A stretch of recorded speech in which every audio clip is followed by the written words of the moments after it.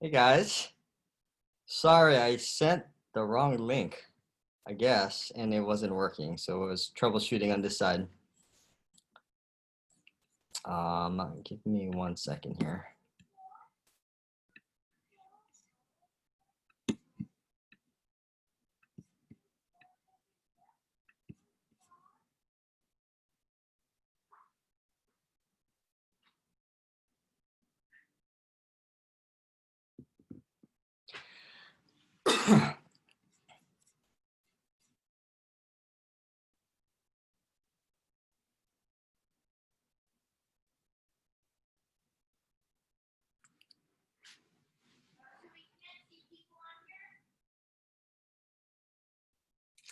All right, sorry everybody for the delay here, but we're gonna get started in a minute or so. I know there's a couple people that texted me that's not on here that was trying to get on.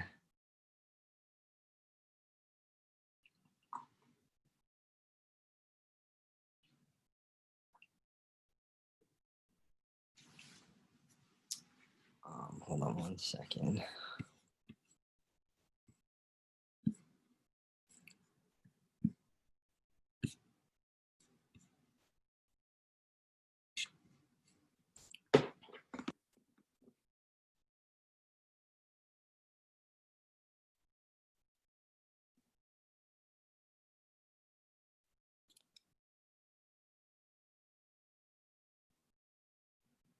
Give me 1 second.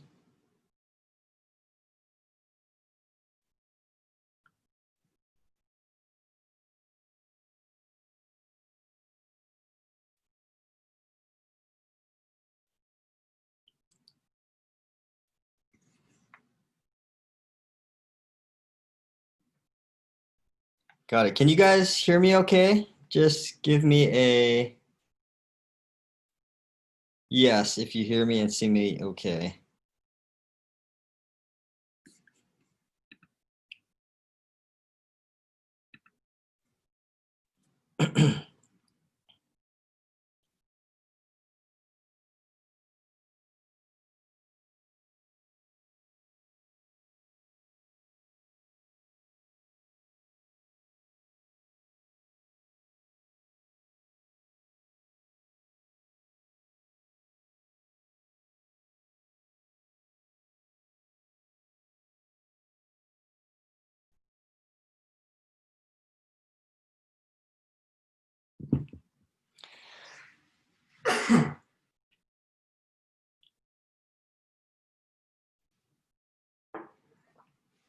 All right. So my apologies for the very, very long delay with my technical difficulties here. So we're gonna jump into this. I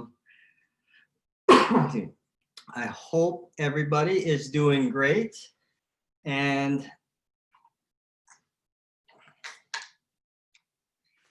having a fantastic start to your guys' week, or midway through the week, but having a good start to it.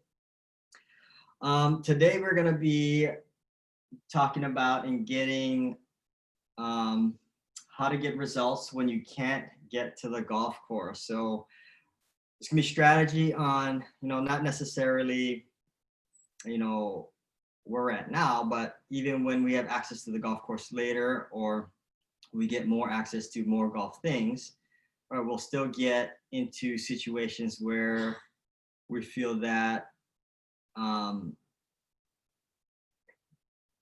we may feel limited in the resources that we have. So 1 second. Seiko and Christian have.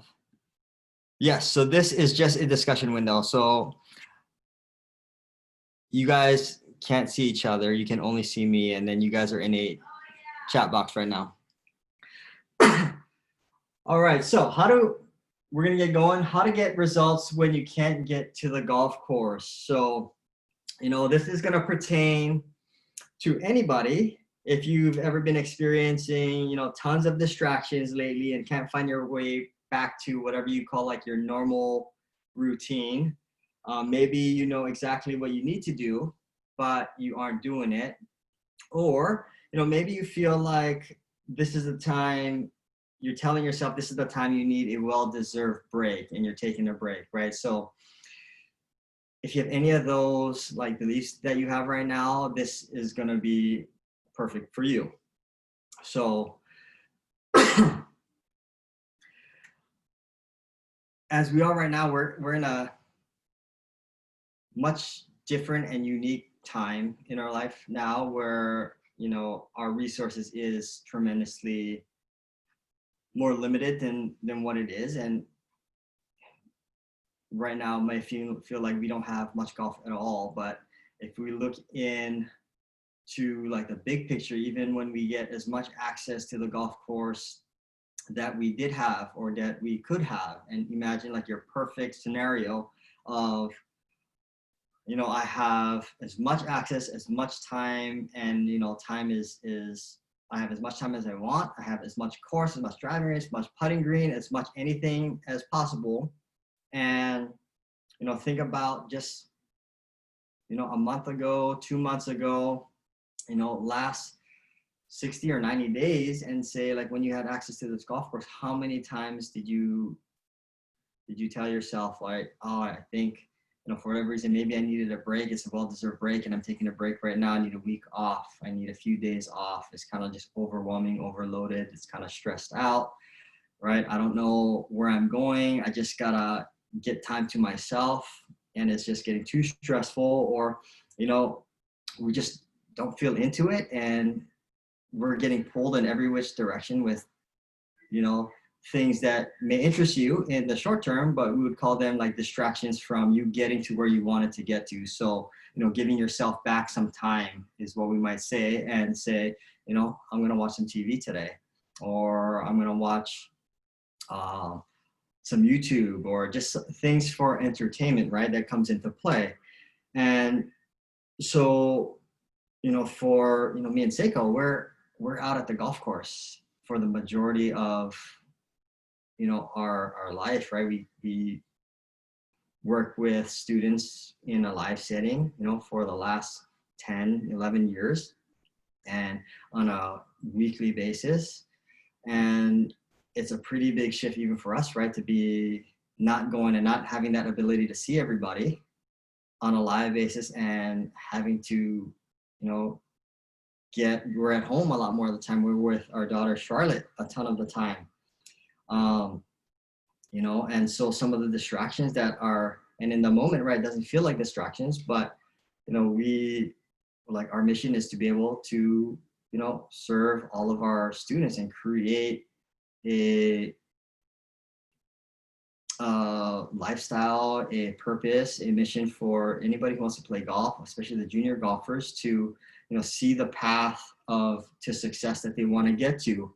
And, with us being at home, like, it's always, in the first few weeks, it's like Charlotte's always around. She's 2.5 years old, maybe a little more than 2.5 years old. And, she's super active. She wants to be busy. She wants to be doing activities. And so, we're having to go play with her, read her some books. She wants to watch music. She wants to dance. She wants to sing. So like, that's when we start something where, she's calling us. And then, for a 2.5-year-old, if you don't get there in time, right, she starts screaming, right?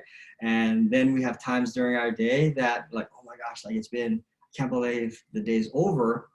And, I didn't have time for myself today. And then like we watch Netflix, and you get caught in, like, Netflix is crazy because I don't know if you guys watch Netflix, but they put the entire season on there, and it's so easy. And when you finish one, it goes like, gives you like a 3-second or 4-second like bar that goes across to get into the next one.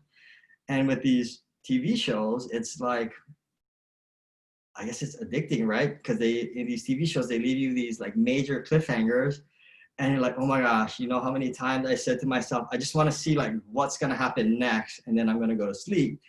And a couple of times in the last few weeks, it's that me wanting to see like what's next happens. I don't even know how many times it happens, but when I look out my window out here to see, like right now it's dark, but then I'm like, how many did I see? And I look out and I see the sun coming up right over the trees, over these houses back here. Like, oh my gosh, did I watch that many episodes? And, you ever do something where like in the moment, it feels like you need it. And like you stay up for a long time or you're doing something for a long time. And um, when you finally say, I had enough, you realize, oh my gosh, like hours or like a huge chunk of my life is now gone.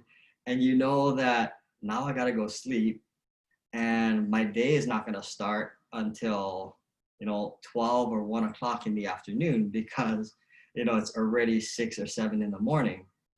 And like I'm going to bed with this crazy thing in my head, like, oh my gosh, I'm going to start in the afternoon. I just lost the whole morning, right? And I can't journal tonight. I can't do my evening things because I just got to get to bed, right? And I drop everything, get ready and just go to bed. And in hindsight, we look at it and say, well, that's never going to happen again. And what happens, right? Then maybe not to that degree, but to some smaller degree, or maybe to that degree, right? It happens again, even though you tell yourself, well, it'll never happen again. So, it doesn't matter what circumstance or situation that you're in, right? These things, these distractions that are pulling you away from the exact thing that you really want to get, right? They're just part of your life, right? The distractions, they don't get any easier, right? They continue to show up, right? They might show up in different forms. Whereas like in real time, as we're going through it a few weeks ago, like it doesn't seem like a distraction when Charlotte is over here playing and she's screaming because she wants somebody to play with her, or she starts crying, or she starts like throwing stuff, right? It's like, oh, we better go tend to her right now because we don't want to ignore her and just set her to the side and do our thing, right? So in the moment, it seems like it's not a distraction. We're going to like what seems really urgent and important. So as you think about where our stress comes from, it comes from situations that we create for ourselves that's urgent and important, right? Those are the two things that create the most stress, because urgency means we got to do it right now. Important means we're adding so much stress and value to what we have to do because it has a big impact on where we want to go, right? So think about the things like what in the last, even the last month, what in the last month am I labeling that's urgent and important? Because the more urgent and important activities that you have in your life right now, the more stressful, the more overwhelmed that you're going to be, right? And any aspect that you're in, right? The more urgent and important that you're living in that situation, regardless of the scenario that you're in, is going to give you the most stress in your life. So how do you get away from that and being out of that place of urgent and important, right? You just want to be in a place that is important, but not urgent, because now you're on your own time, that you're working on the things that matter to you the most right now, but you don't have that urgency and that rush to feel like you got to jump on it, right? Think about like if you're in school right now and you're taking tests, right? Urgent and important means you didn't prepare for your midterms or your big exam throughout the semester for the last 3 weeks, and now you have to study the night before. That is extremely urgent and extremely important, because now you have a short window of time to prepare for something that's super important. Whereas if you're putting yourself in a situation from when you're learning content 3 weeks ago, and it's not very urgent, but then you work in little blocks of like, I'm going to study for 30 minutes every single day, I'm preparing for that test.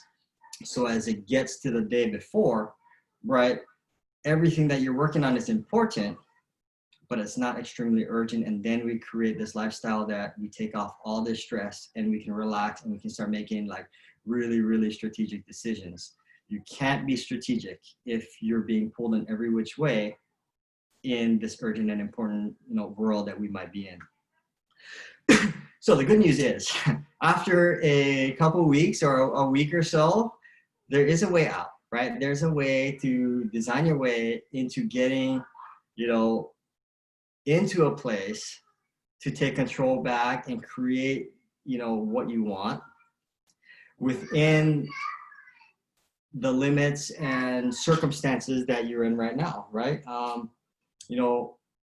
nobody here, we're not saying we're perfect. Everybody, you know, we don't want to assume that we can live this perfect lifestyle, but we can live a growing and learning lifestyle, right? Every day we learn. Like for me to go back and say like, man, you know, it happened one time that in the last couple of weeks that I, you know, binged on something all the way till the sun came up, right? I've heard tons of stories in the past that it happened, but it never happened to me, right? There's a difference between like you understanding that this could happen and actually going through that situation, and you get a deeper understanding. And it wasn't until I actually went through it and saw like the effects of like, man, I lost most of the day. And it didn't just put me back half a day, right? It put me back compounded days, because it put me back days where, you know, momentum that I lost in the morning, but it's energy that kind of got taken out of my body over the next several days. For the next several days, I'm a lot more tired. I'm having to add different things in my routine to get energy back, right? And get back as quick as I can to like my normal routine.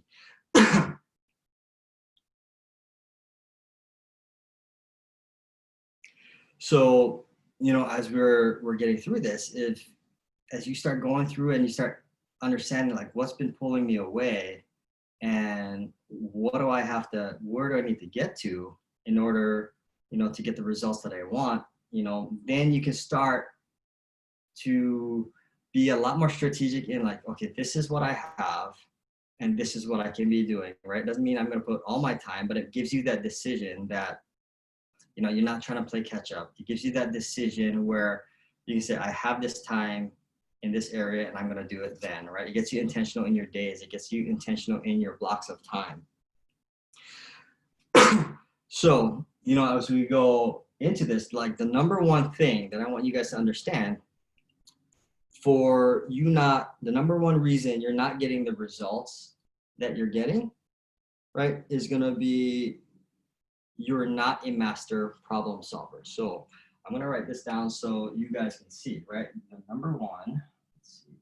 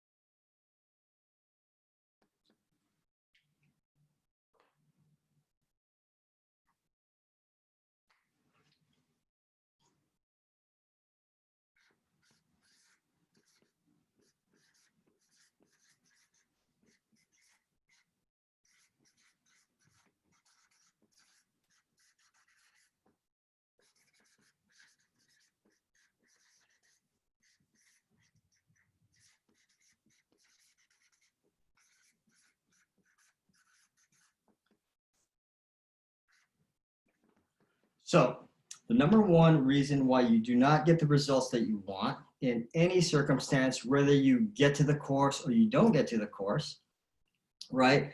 And when we're in an unfamiliar environment or circumstance, even makes it more difficult, right? You are not a master problem solver, right? So you need to think and you need to believe that the level to your success is your ability to solve problems. The more problems you solve, the more success, but the more skill you gain, or the higher your achievement gets, right? Or the more advanced you get. And I'll put this in golf terms. So if you're thinking very beginner, first time playing golf, right? And you solved one problem, and your problem that you solved was hitting the ball in the air, right? You went from, you know, making it roll on the ground every single time to now it goes in the air. Maybe it's not solid, but the problem you solved was, how do I get the ball airborne instead of rolling every time? You solved one problem to get it airborne, and you could do it a bunch of different ways. Hit in the center of the club face, hit it, you know, low on the club face, but anywhere on the club face, you can hit at the bottom of the club face and it still goes up. They could go line driving a foot off the ground and it's still in the air, right? You solve one problem and it gives you that result, right? And it gives you that skill. And take another problem, and let's say you get another player that has solved the problem that they now can hit the ball off the tee 250 yards within a 50-yard driving window, right? So for you to achieve that problem right there, like let's say I couldn't hit it 250 and it was going wider than 50 yards in left to right direction. So for you to solve that problem and say like, now I can get myself in 50 yards and hit it 250, the problems that you have to solve to get that advance takes you to another level, right? So the more problems that you start to stack on and you be able to solve and overcome, you know, is a direct reflection on your skill level at the moment that you're in right now. It's never smooth sailing that goes up. You know, as we're achieving, we'll hit things that just kind of like block us here, and that's your problem, right? Once you overcome that problem, then you hit another one, right? Once you overcome that, you hit another one, right? So your ability to start solving these problems, right, you know, allows you to get through it faster. If you can solve any obstacle or problem that come up faster, right? Let's say you can solve, you know, a major problem that you're getting, or a major roadblock or obstacle that comes in your way, like one a week, right? You start seeing huge gains.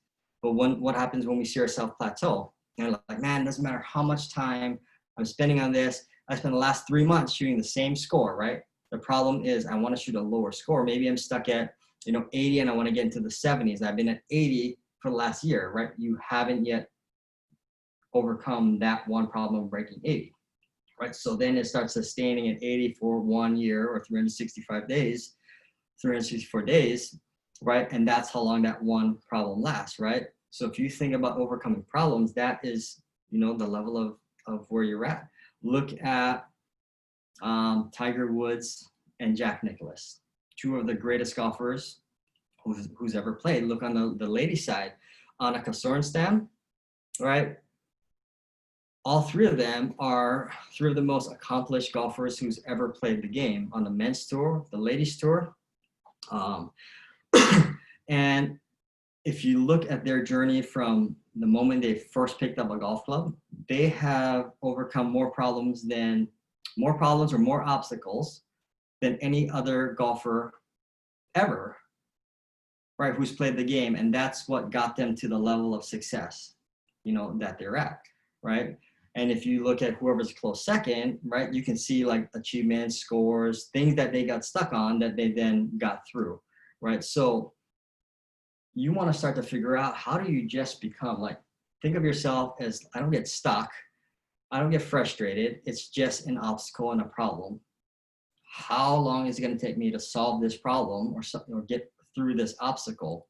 Because the moment I get through this obstacle, I'm going to get a harder obstacle, right? And then I'll get a harder one, right? So you're starting to level your skills up to prepare yourself for the obstacle to come. Like a lot of times we're in this area where, you know, I'm shooting 85 right now and I want to shoot 72, right? And 72 is so far away and I want to get to even far. Maybe I want to be able to shoot 72 in competition, and every time I play a competition, I'm shooting 80. That's a long ways away, right? There's like shooting 79, 78. Those are all these like steps that you got to get to, right? And we get overwhelmed because we're looking at way far in advance and we're still down here. And we're thinking like, if I just practice hard, I automatically get here, right? You have to think, well, I got to get a 79. Sometimes, right, we may get, you know, 77s or 75s, but another day it might be 79, right? So you're on average incrementally like getting yourself up there. Right, it never happens overnight. And, you know, maybe you're shooting 80, you know, 1 week and you get a miracle round that everything went in and you shoot a 72, right? It happens, right? It's not that it doesn't happen, but the reality is the next time you play, that's more like an outlier. It gives you realistic expectation that I have the skill set to shoot a 72, but if you've ever shot your best round of your life, typically the very next round that you play, right, is higher and you know, it settles you back into what your real like potential, not your real potential, but your real average looks like. So, you know, you can't just jump really high, right? You may get moments that you get up here, but your average or your median, you know, is a little bit lower. So you have to think, how do I move the entire curve to go up? And it takes more than one round, right? It takes more than a week, right? When you start to jump on these big leaps, when we start looking at our goals. So start changing your belief to just become, you know, this master problem solver and make your leaps that way. And again, as you have questions, type them in the chat and I'll get to them, you know, as I see them. And if you have more questions, we'll get a little Q&A if you have it at the end. But once you become, or you understand, like, I need to be a master problem solver, right? And you start, that's the, you know, the frame that you want to just overcome all these obstacles that come in the way, right? The thing that's going to keep you from, you know, getting the results that you want are going to be two things that prevent you from becoming the master problem solver. So I will write this down here, give you another frame. So two things.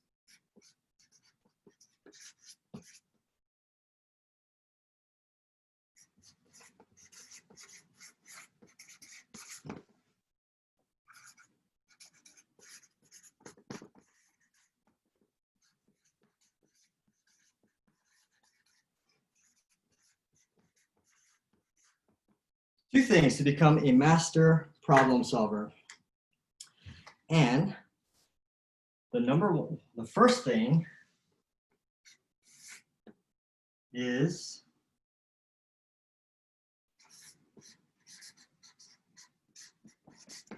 clarity. So your ability to be clear is the first thing on your way to becoming a master problem solver. And excuse me, clarity just means you have really, really clear pictures of the intention, the map, the direction you want to go, right? And just to be on the basic side, if you haven't yet already, right, you want to start knowing, like, where is it at the end that you want to be? Where's the outcome when you want to get to? Where are you at now? That is like the basic framework to start your direction on clarity. If you don't know where you want to get to, you don't know where you're at, that is the first place you start. Because if you don't know, have an end goal and a starting point, you'll never find what's going, and you're going to be reaching for all these different things. So,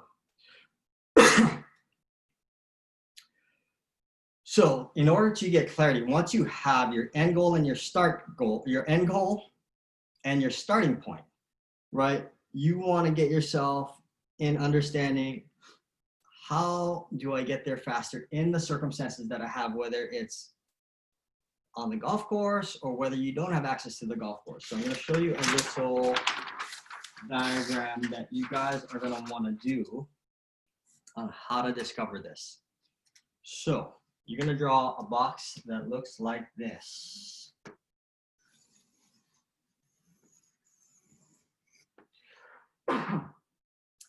And we're going to go right down the middle here. And we're going to call this our clarity problem solver.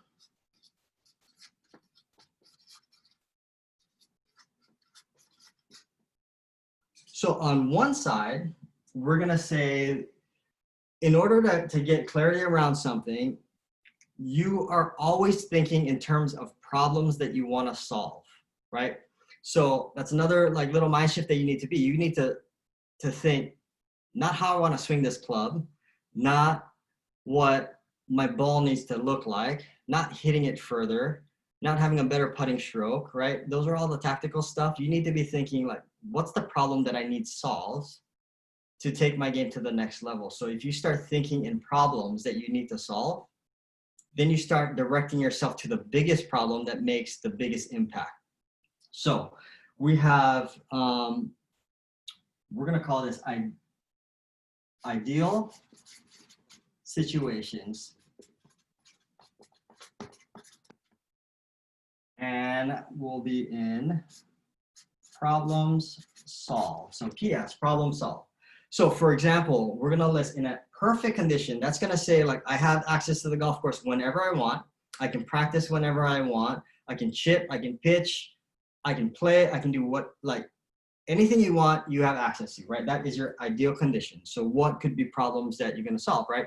Everybody's gonna be a little bit different. This is where the clarity and like knowing, you know, where's my game currently and where do I need to get to, because you're starting to fill the gaps in and understanding like what is really important. But for example, we can say like, oh, if I'm just starting off, it might be fixing my slice, fixing my hook, right? It might be solid, centered contact. I wrote down, let's say start direction.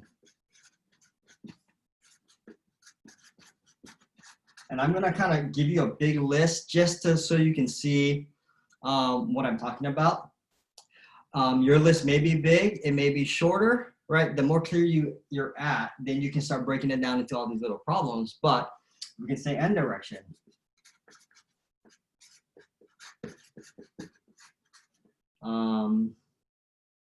Manage my course expectations. So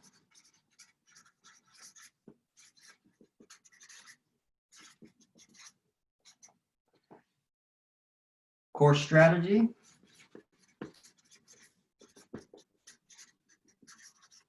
game strategy,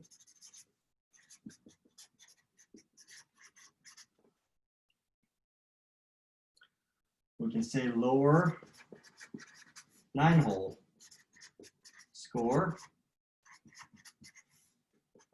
18-hole score. We can say improve, and again we can clarify improve to whatever it is that you want it to be.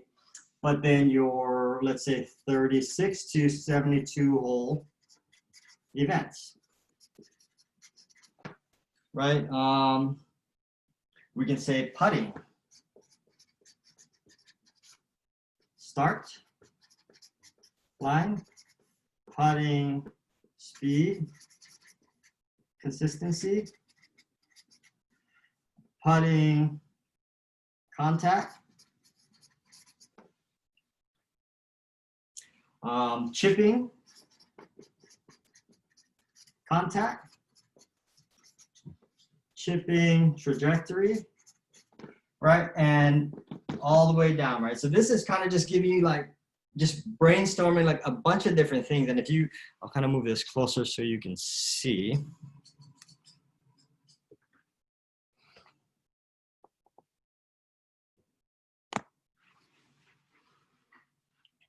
Can you guys see that? Okay. So if you have your ideal situations, right? Maybe you might not be this robust here, but maybe you have like a good amount that you have in ideal perfect situations, because on the other side, you are gonna have the problems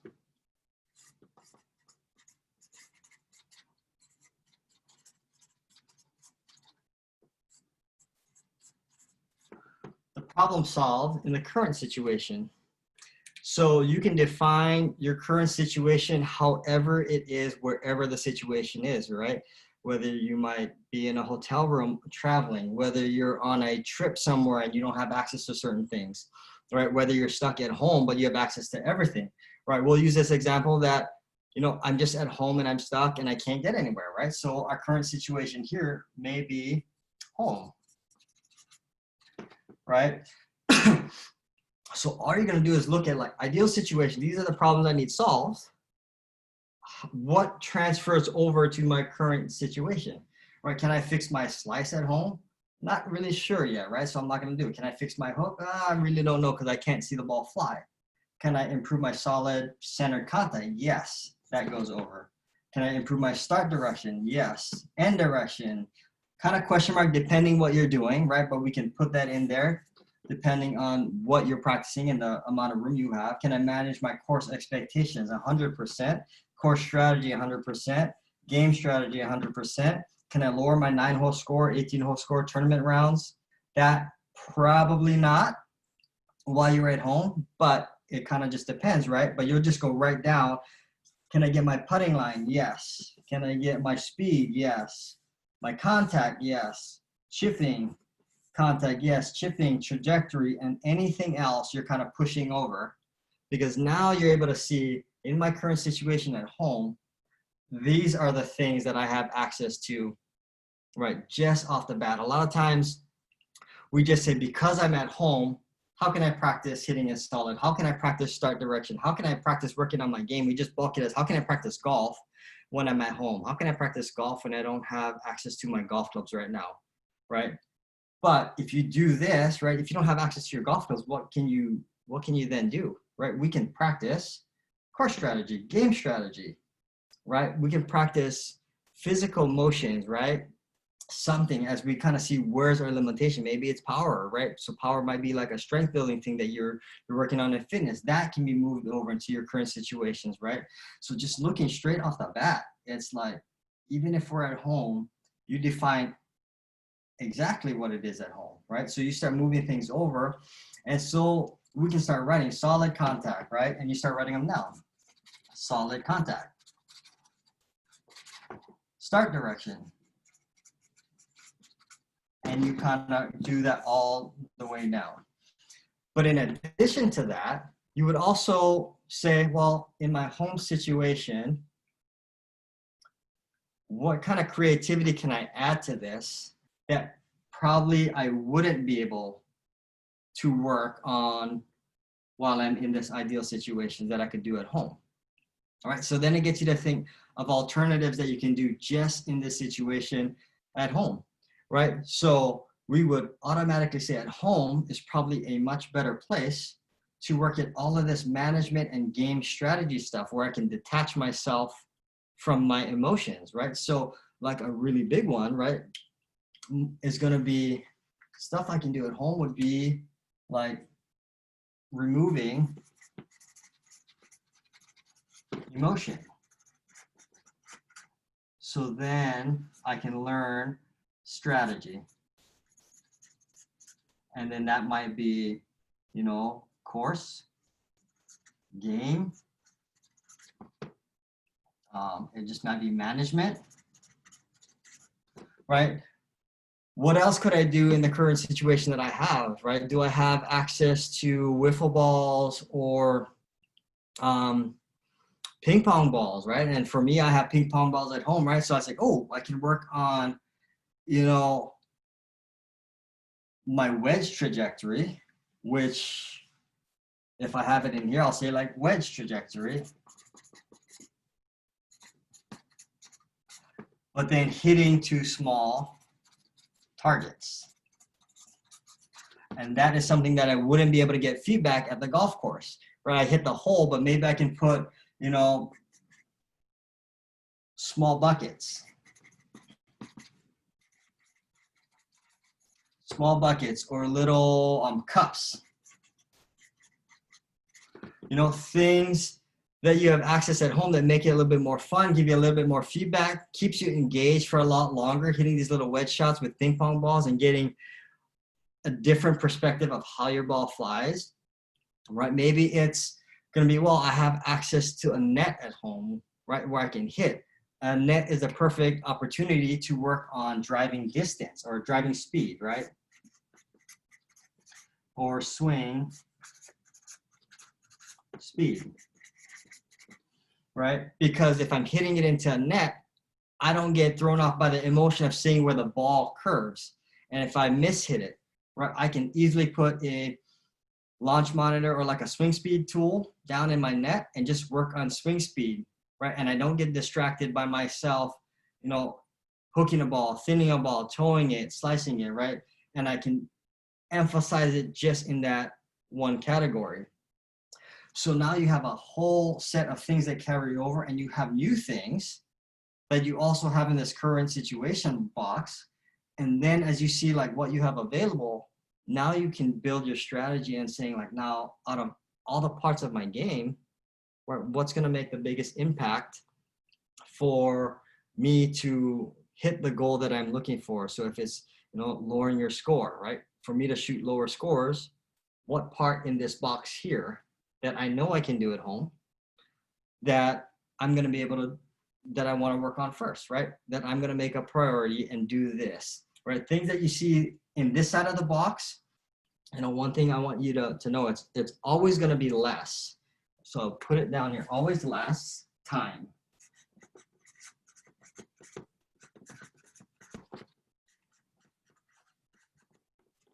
So it's always less time that you'll spend in this box here than you have here. Typically, if we're in ideal situations, we can spend 1 hour, 2 hours, 3 hours, 4 hours, 6 hours all day in here.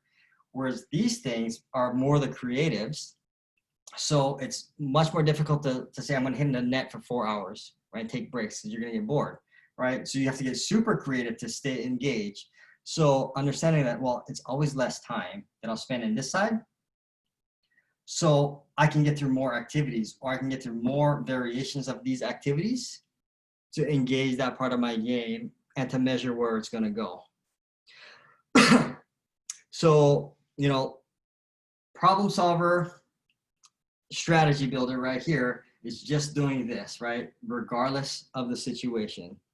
As we get into going back one now, so, you know, we talked about there's two things to becoming a master problem solver. First is just gaining clarity, right?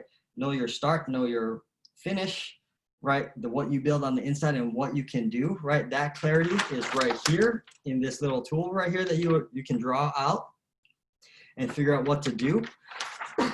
But as you start to develop your games, right? You guys all have played a ton of golf.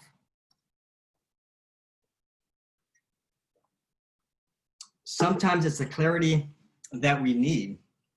Sometimes we just don't know, what should I be doing? I just need to be told. I need the map to say, like, I have to do this today. I have to do this. But we can also ask the question, how many times do you know what you're supposed to do and you have it laid out? Like, if I can practice this one thing every single day for 5 minutes, 2 minutes, 1 minute, whatever it is, I'm going to get to I know I'm going to the course all of these days. How many times do you know exactly what to do, but something gets in the way, whether either one, you don't do it, or two, you do it, but you're not engaged in it. So the amount of return you get on that time towards your skill level is not very productive, right? So if you've ever gone to a practice session and you spent all day, or you spent several hours hitting golf balls and working on all your game, and you finish like, wow, I thought I would have got more out of all of this time, right? That means we haven't engaged and been disciplined in the block. So the second part, right, to being a problem solver, a master problem solver is going to be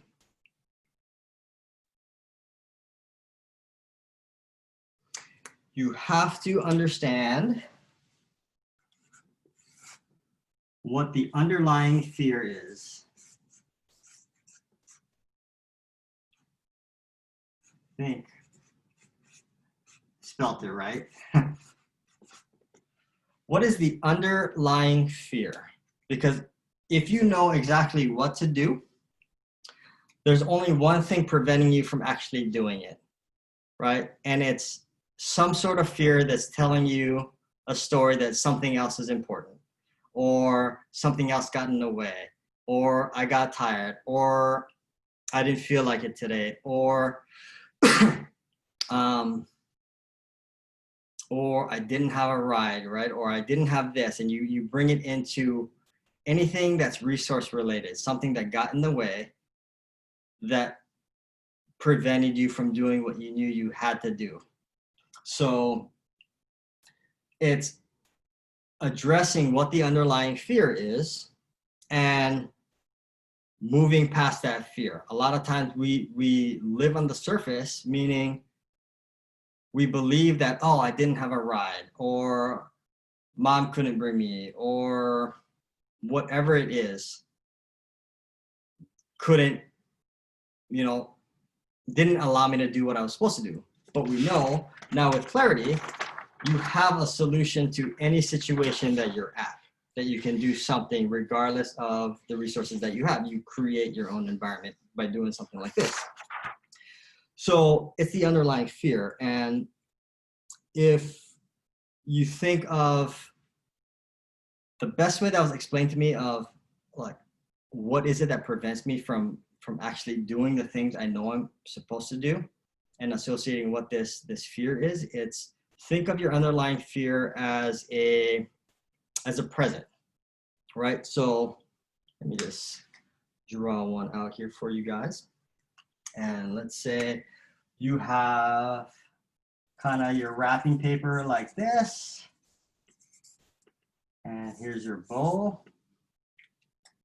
So that's, you like that? Looks like an apple, but that's wrapping paper. But we're gonna say your present lives here. So think of your fear as a present, right? The things that always prevent us from saying, this is what I wanna do, lives in this wrapping paper out here, right? So that wrapping paper, you're gonna say, are all the surface stories like I didn't have a ride, I couldn't get there, I got stuck finishing a test, so I had to do this, I had to take somebody here, right? Any story you tell yourself that prevented you from doing what you know you had to do, even if you could have broke it down and say, I could do this for 5 minutes, right? It's this green layer out here that we stay in, right? And what I want you to understand is if you picture this green layer here, the wrapping paper of your present, to be the BS stories, or the stories that are just not true, right? Anything that you tell yourself on this layer, you automatically have to say, that's false, right? And you want to dive a little bit deeper to say, why is it that I believe that's true? And as we get there, it's gonna come out to a few things, right? But the things that when you search a little bit deeper on why this prevents you from doing it, and getting into like what we'll call it the present itself, or the gift itself. The gift is the actual thing that is preventing you from, from doing the thing you know what to do. Where it's going to come down to your fear of failure. Fear of failure, right? That's going to prevent you from doing this thing, because you're going to say, well, if I do it and I don't succeed, I just wasted time. Or if I do it, I'm going to feel like I'm not worth this because, I set it up. I've never really done it before. This is pretty new to me, creating this whole different environment, or anything outside of your comfort, right, is being blocked by fear, right? So that fear of failure, of you putting in your effort and time and not getting immediate success, right, is going to be blocking you. So fear of failure is a huge one, right? So looking at like, if I know I'm supposed to go outside, shucks, my apologies there. If I know I'm supposed to go outside for 5 minutes a day and just go and chip in the yard and create an environment and just spend 5 minutes a day. If we think logically, do I have 5 minutes a day, sometime throughout the day, that I can block off and make sure I just do it every single day? And if something comes up, I can shift the 5 minutes to something else or somewhere else in the day, right? And I can't do that. Is it a fear of failure? If I set this thing up, maybe you might say like, oh, 5 minutes, I won't be able to set anything up successfully enough to gain value, right? So I'm just wasting my time, right? A fear of failing to get to the outcome. And then you'll just believe the story, this is more important, so I'm not gonna do it today. I'll do it when I have more time later, right? So your initial fear of failure. But what if you were to ask yourself, like, so what if I set this thing up and I don't get the perfect result that I'm looking for? Can we look at that as, well, at least I know this way doesn't work for my 5 minutes of practice, and it only cost me 5 minutes. It only cost me 10 minutes. How could I make that environment a little bit better tomorrow when I come back out for another 5 or 10 minutes, right? So our fear of failure means we just think everything's going to be perfect on the first time, but we always need to have like a version 1, right? If you don't have that version 1, right, nobody's version 1 is perfect, right? If you stumble into a version 1 that's really good, that's by accident, right? And it never lasts. So it's always like taking what you did and knowing that version 1 probably isn't going to be good, but I know version 2 is going to be better, right? And if you look at that mindset, like, oh, I know version, 100 will be a little bit better, but it's not going to be great, right? Version 101 will be better than 100, right? And you're constantly looking that way. And now all of a sudden, that fear of failure, of wasting your time and not getting any closer, becomes closer every time you spend that 5 minutes, right? Another thing that might get you is going to be your fear of judgment.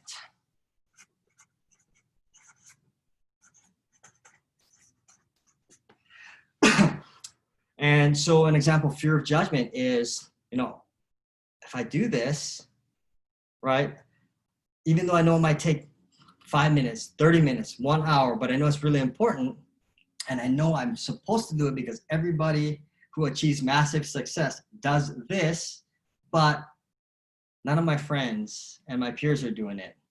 And I really don't want to do it because maybe they're going to think I'm weird, right? Maybe they're going to think this about me. Maybe they're going to think, why are you doing that crazy stuff? Just go ahead and go see this person and do that, right? Fear of being judged by our peers, by our friends, by anybody, right? That prevents us from doing it. And an example would be like, we know 100%, right? If you journal, it creates more clarity. It gets your thoughts on paper. If you journal, every person that journals achieves higher, more success, faster success than the opposite equivalent of the person that doesn't journal, because they can get their thoughts out. It gets their creative out. It gets them more specific on the things that we want to do. But journaling, for example, is we get a fear, for most, I'm not saying all, but for most, is a fear of judgment. I don't want to be getting my thoughts down, right? Maybe journaling could be like, I don't want to see my actual thoughts come out because maybe it's a fear of failure, of things that I didn't achieve. But it might be where we are feeling that I don't want to be known to journal because that's just not me. We have an identity, and we're even self-judging ourselves because we have our own identity of ourselves, right? And so our own identity is judging what we're going to do, right? And we know 100%, like everybody that gets massive success in sports, to business, to movies, to anybody who achieves, right? Most of them journal, right? And so we know morning journals, evening journals are huge, but we say, I forgot about it today, right? Or I was rushing out, or I didn't want to wake up 10 minutes earlier, right? And when we think the logic behind it, is it difficult to wake up 10 minutes earlier to journal in the morning? Is it difficult to wake up 30 minutes earlier to set up my entire day? It's not that much difficult if you can plan ahead, right? Is it gonna hurt me in any which way if I make this little shift to get up a little bit earlier to do the things that may set up my day in the morning? All right, but it's that fear of judgment. So if we ask that question again, like, so what if my friends think this of me? Does that mean they're not going to be like, they're going to say, oh, you're a journaler, and I can't believe you write these things down. Nobody writes that stuff down. Or, oh, you do that crazy little chipping thing at the house with your ping pong balls. And if we think through the logic behind it, is that going to prevent them from being our friend? Right? Is that going to prevent them from not wanting to hang out with us? Right? Is that going to prevent them from, not caring about who we are? And, the truth is it's not, right? If you think logically through this, so what if they think this or say this? is that going to change anything? And it's not, right?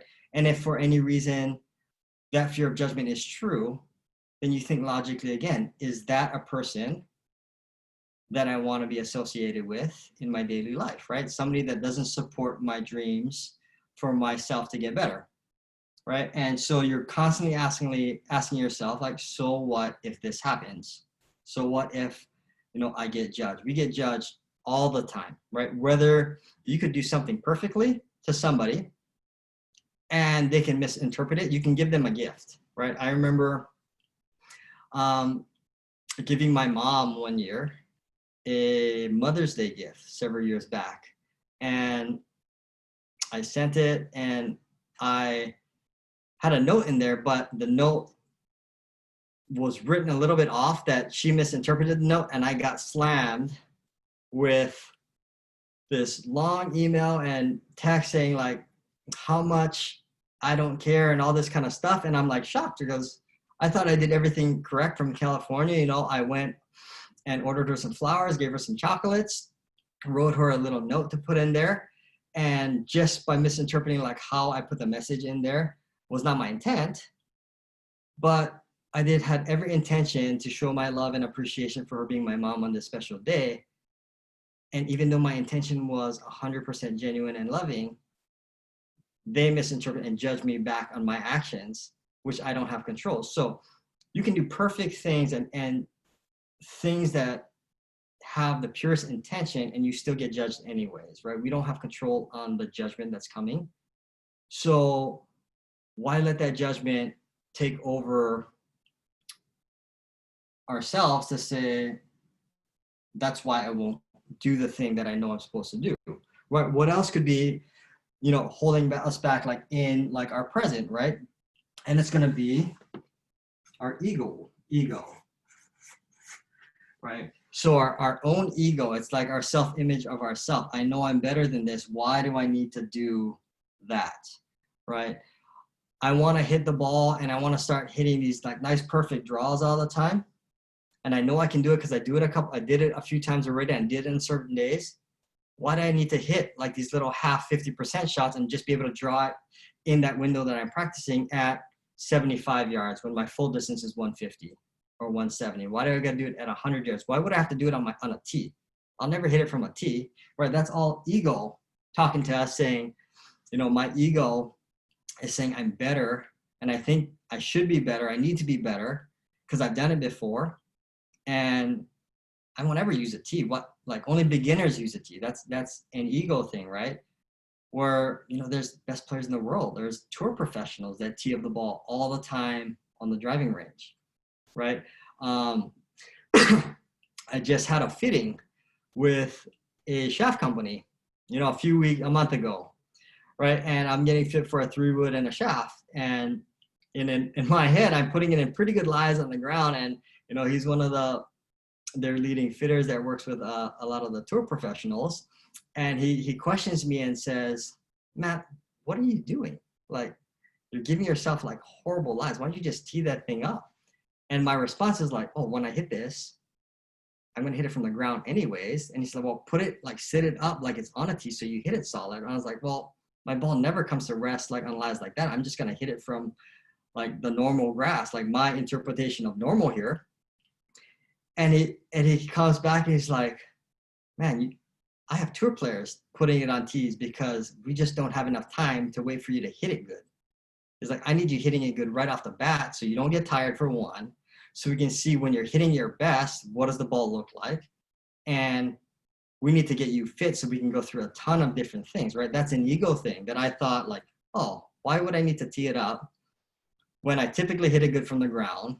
When I'll rarely ever hit this through from a tee, and not taking in consideration like, well, we have a specific amount of time to get fit. I'm going to get tired if I hit like 100 golf balls, right? And I need to see what the ball looks like within 2 or 3 golf balls for them to make an adjustment for what I'm getting, right? And as much as for me, I didn't believe like it's an ego thing. It's like I was thinking in my own logic, like, well, I'll just hit it from that lie, because that's what it normally looks like, right? I don't get balls that sit up, and I'm not thinking from the perspective of I need to be hitting it solid faster and getting what my best shots look like so they can tune it for when I'm playing good. And if I miss hitting it, right, then you tune it off of that, right? So it's our ego that's telling us what we should and need to be doing, as opposed to like stepping out of it and saying, you know, is this really hurting me from teeing it up? Is this really hurting me and making me move backwards for me hitting half shots, 3/4 shots if I can't find the center of the club face? You know, start chipping to find the center of the club face again, right? And scaling all the way back, right? Or is it our ego that's telling us, like, if I start teeing it up, if I start chipping again, that's like things that beginners do. You learn by chipping, right? I'm already way past that, right? So our ego oftentimes gets in the way of just doing the things that we need to do, right? So always ask yourself, like, is this really, you know, taking me backwards, or am I just changing the environment to find success faster, right? And then you can get over that even more, right? And lastly, we do have a failure or a fear of success, right? So if we think of, I need to be doing like the things I know I'm supposed to be doing, but, you know, again, I'm telling myself today's not the day, or I don't have a ride, or whatever it is on the surface. If we dive deeper, it could be a fear, an underlying fear of success, right? And what I mean by success is going to be, well, if I do it and I actually succeed, what is that? Did I just waste my time, right? If I do it and I do it perfectly, and I get through all the steps, am I really going to get better, right? Am I just wasting my time, right? Am I setting it up too easy, right? I know I can do it, and I just, right? I know I'm going to gain success. And from the success, I'm tying it in and I'm drawing these future conclusions that I need it more difficult because it's too easy for me to get there. And if I get there really easy, I'm not going to get any better, right? So we just disregard that whole theory because our fear of getting the success comes too easy, as opposed to thinking about it, well, if I'm not getting any success, I got to be able to find some level of success first. And if I get success now at whatever level, can I make it a little bit more difficult in 5 minutes? Can I make it more difficult in 20 minutes?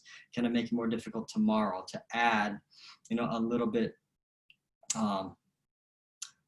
more difficulty in the process that I'm doing, right? But we often just get stuck at, you know, I already know I can do that, so I don't want to waste my time, because the fear of it coming too easy gets in the way. But sometimes we just have to do the things that are easy because we've been stuck in these stories that are telling us, like, I just can't do it. I can't do it. I can't do it. I don't have time. And my game's not getting any better, right? My game's getting worse. My game's staying still, and it's just moving, or maybe it's just moving really too slow. And that just means, you know, I just don't have enough success, right? I don't have enough levels of success. So think about all these underlying fears of the inside. That's the gift that you have, and associate it to one of these. Like, if you're not doing the things you know you have to do, like during the time that we have now, if we know I'm supposed to be getting out and it's going to serve me to get out even for 5 to 10 minutes every single day, and I'm not doing it, but you know exactly what you can do, what you need to do, it's going to be one of these things that's behind one of the stories that school got in the way. I didn't have a ride. I got caught up doing this, because we can squeeze time and we can make time in any area, you know, that we have every single day, because we always want to think of our gains in terms of not whether it's black or white, I got it or I didn't.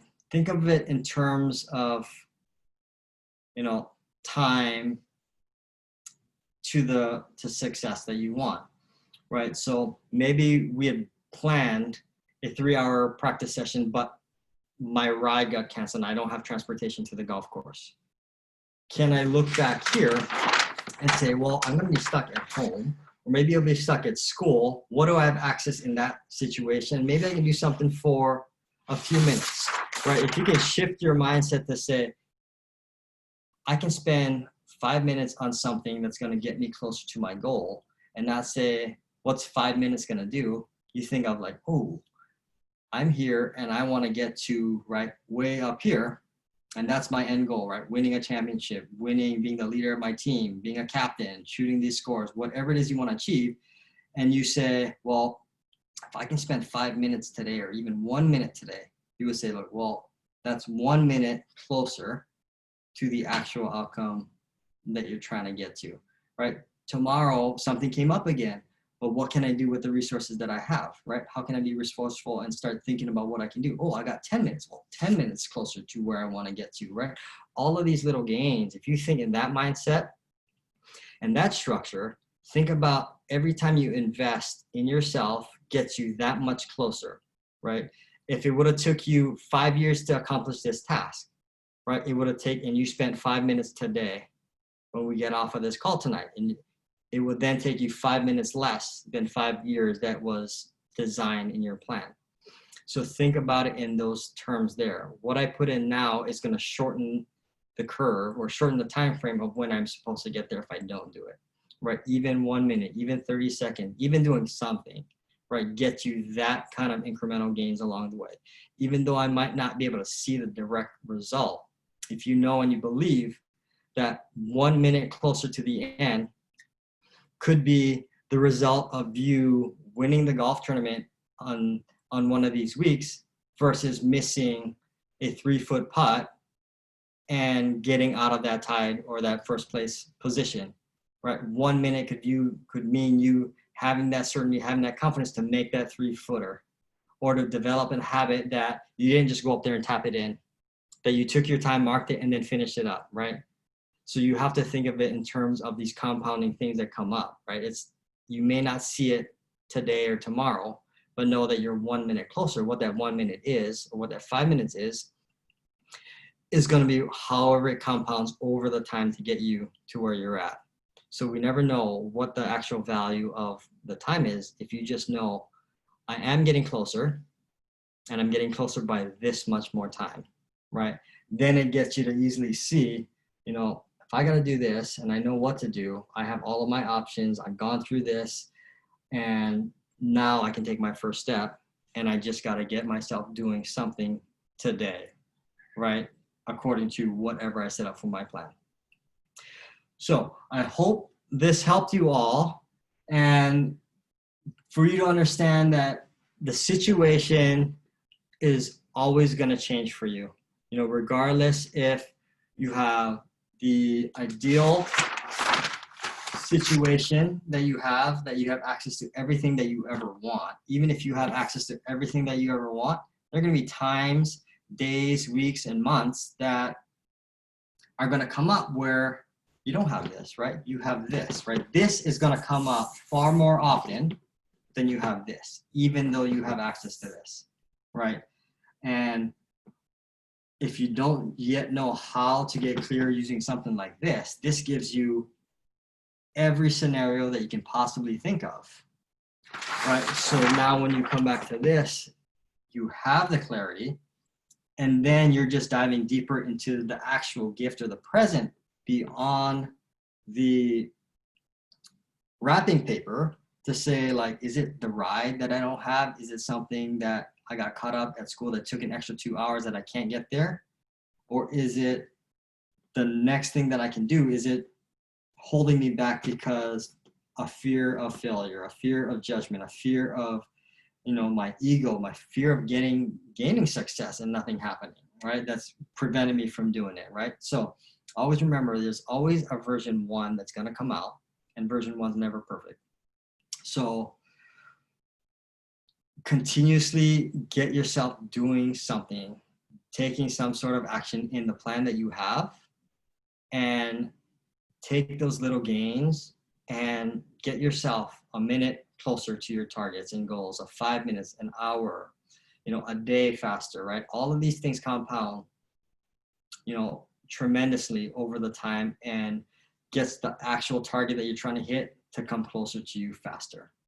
So thank you guys all for, hanging out tonight. And, if you do have any questions, go ahead and let me know. And I'll be happy to answer any of those. Oh, I do have a question from the other week. So that I never got to answer. So somebody had asked, excuse me.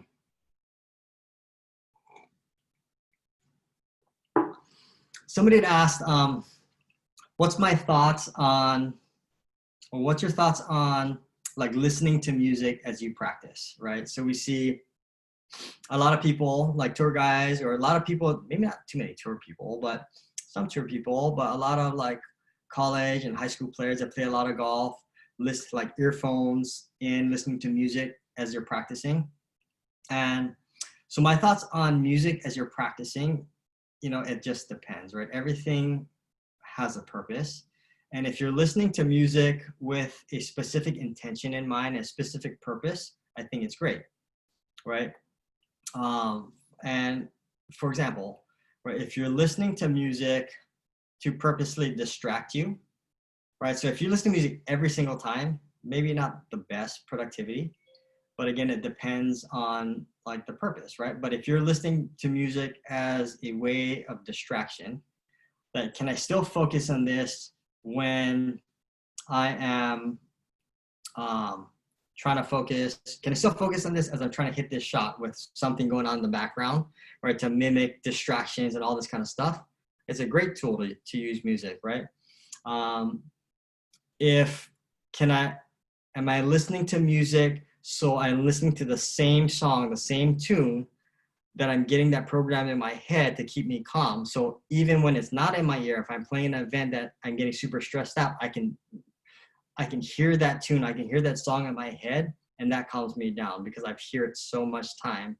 And as I'm performing my best, as I'm in my routine to hit it, as I'm going to hit it, right, I'm listening to the music even though it's not there, right? I think that's a great tool. If you love music and music controls your emotion, and you're using it as a tool to then get you to listen to it even when it's not there, to keep you in the best performance state, I think it's great.